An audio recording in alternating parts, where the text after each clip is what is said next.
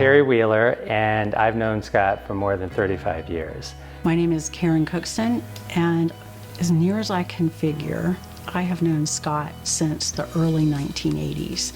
My name's Sandy Anderson. I've known Scott for, I'm going to guess, at least 20, 25 years. My name is Steve Schelleberger, and I have known Scot Dewhirst for, I have absolutely no idea, for a long time.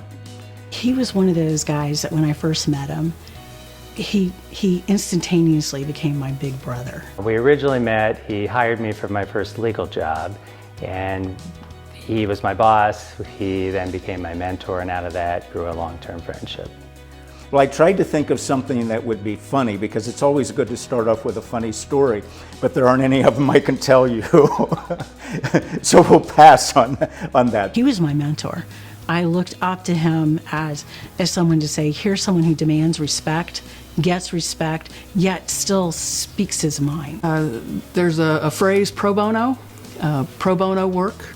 And in the legal profession, that is giving free services, doing legal work for free.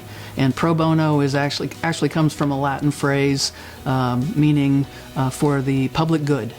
So over the years, Scott has given countless hours of free legal work to Stonewall, to the Columbus AIDS Task Force, to other organizations. Every organization that I'm aware of in the gay community, Scott has donated his time to do their bylaws, look at their 501(c), set up their things. And you know, in our community, there's a lot of people that we recognize because they're loud. He's the quiet activist. He doesn't really ask for anything. He doesn't ask for awards like this one. He doesn't ask for publicity. He just does it because it's the right thing to do. Scot Dewhirst has been quietly and consistently supporting the gay community for over 30 years. So you don't see him out there and loud, but he's probably the strongest of all of us in what he's really given to the community. When I was on the board of Kaleidoscope, I was over at his house after he just finished the garden in his backyard. And we were talking, and I was kind of saying, you know, we need to raise some money for Kaleidoscope, and I really don't know what to do. He's like, why don't we have a party in my backyard? What the heck? And I said, well, what are we going to do? What are we going to call it? And so that's the first garden party for Kaleidoscope was, I think, around 1997 in Scott's backyard. And then when it was a pretty good success, he said, you know what? We got to find the next people. And so he was instrumental in continuing to line up the early people. And you know, today it continues, I think, to be a big success for Kaleidoscope. Said he's one of the founding fathers, in fact, a nurturing father, maybe even a helicopter parent of the Legacy Fund. And he really believes in the mission of doing something sustainable and lasting for the LGBT community, to make changes for the better by linking gifts today to the needs of the present and tomorrow. I think about his work on the Scholarship Fund, on the Howard Short and Burdette Augsburger Scholarship Fund, which he set up. I mean, he was the lawyer for those two gentlemen, and he helped them set up their legacy in the form of a scholarship fund. And we have, on the Legacy Board, given dozens of scholarships to LGBTQ students, graduate students, law students, that has really made a difference in their lives. Scott always wanted to make tomorrow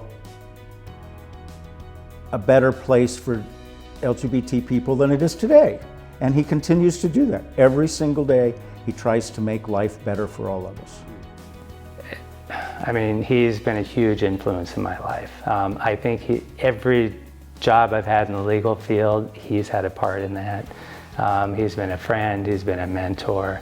I couldn't tell you how to measure the impact he's had on my life, and recognizing that I have grown up to be a leader of many things and have done a lot. So I don't know that I could have accomplished all that without Scott. So you take all of the lives that he's touched and that strength that he brings to the table, and I I don't think there's any way to measure that. And what's wonderful about it is, I think many people would say the same thing about him. So that's not unique to me. I mean, other people that know Scott, I just keep hearing, what a wonderful man, what a wonderful man. And so I've really felt blessed to know him and for our community to have him. Scott is a giver. He is a servant. He is a leader. And he is a mentor, a teacher, and very much a role model. I couldn't be more proud of any one person. He's been really important to me.